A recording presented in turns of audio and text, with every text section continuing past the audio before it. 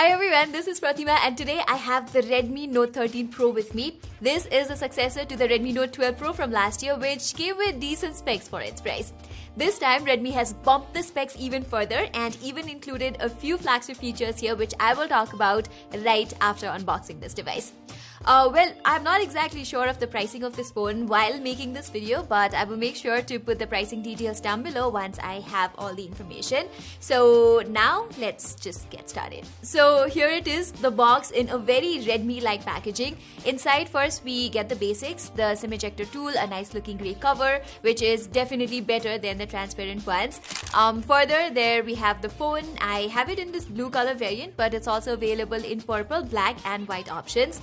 Finally, we have the 65-watt charger and a compatible USB-A to USB-C cable, and well, that's all we got here.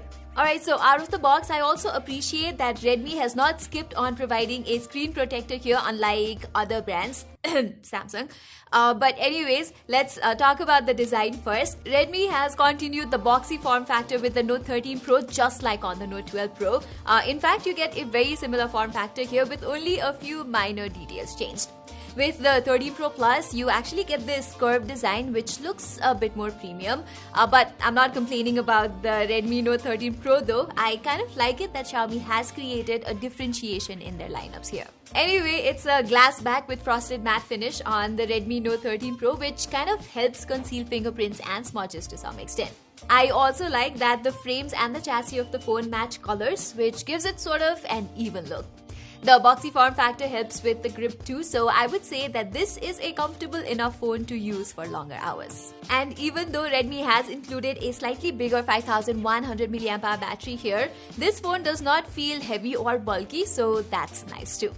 Apart from that, we get an IR blaster, a headphone jack and stereo speakers here, which are always welcome additions. You have to know that you only get dual 5G SIM slots here, which means there is no micro SD card support. But the base variant here is 256 GB, so it should not be a problem, I guess. Anyway, probably the biggest highlight of the Redmi Note 13 Pro's design has to be the inclusion of Gorilla Glass Victus on the display. It's the first time we have seen Victus protection being included in a mid-range phone, so I really hope that this will prompt other companies to follow suit as well. I know flagship phones already have the Victus 2 protection, but for the price, Victus first gen is more than enough. Although Xiaomi has not confirmed if the back glass here has any protection. And while we're talking about durability, this one has a slightly improved IP54 rating, which is a step ahead of the IP53 we got last year. At the same time, it's nowhere near the IP68 protection that we get on the 13 Pro Plus, so the max we can expect here is a little bit of splash protection and nothing more. The display side of things get a good enough upgrade this time around. It's still a 6.67 inches AMOLED screen with 120Hz refresh rate, but Redmi has bumped the resolution to 1.5K and it's a 12-bit screen as opposed to 10-bit on the 12 Pro. This means the 13 Pro can represent a greater number of colors, making the display more color accurate and the experience better. With 1800 nits of peak brightness, outer visibility on this device is not a problem either. It also supports Dolby Vision even in apps like Netflix, so watching content on this screen is actually a good experience. And the minimal bezels along with the tiny punch hole on it are just the icing on the cake. However, while watching YouTube, I have found the phone trying to over-sharpen the content a little bit. It's not that apparent, but once you notice it, it's kind of hard to ignore. Other than that, I'm pretty much happy about this display. It is optimized to run at 120Hz or 60Hz or 30Hz depending on what plays on the screen. The switching does not happen as fast as a flagship phone, but considering the price, I am not complaining. You also get an in-display fingerprint sensor here, which is a first for a Redmi Note device, and it actually works quite well. On the performance front, you're getting the new Snapdragon 7S Gen 2 chipset, which is a good upgrade over the Dimensity 1080 that we got on the Note 12 Pro. We know that Dimensity 1080 is more focused on efficiency rather than core performance, which is why gaming performance was only average on that phone. But with the Snapdragon 7S Gen 2, we can expect better gaming results than the Dimensity 1080. Hence, while I briefly played games like PUBG, I was able to get a stable 60 FPS here with no lags or stutters whatsoever. I tried playing Genshin Impact at high settings too, but turns out the phone was not able to handle that, and I lowered the graphics settings to medium, and then I was able to get stable gameplay. I have to tell you that I have not done a thorough gaming test of this phone, so stay tuned to our channel to catch the full review of this device after about a month. Handling normal everyday chores is not a problem for this guy though. If you're someone whose usage needs are not very extensive, or if you are a casual user or a casual gamer, then the Redmi Note 13 Pro will be able to handle that without breaking a sweat. Redmi has also upped the software game this time.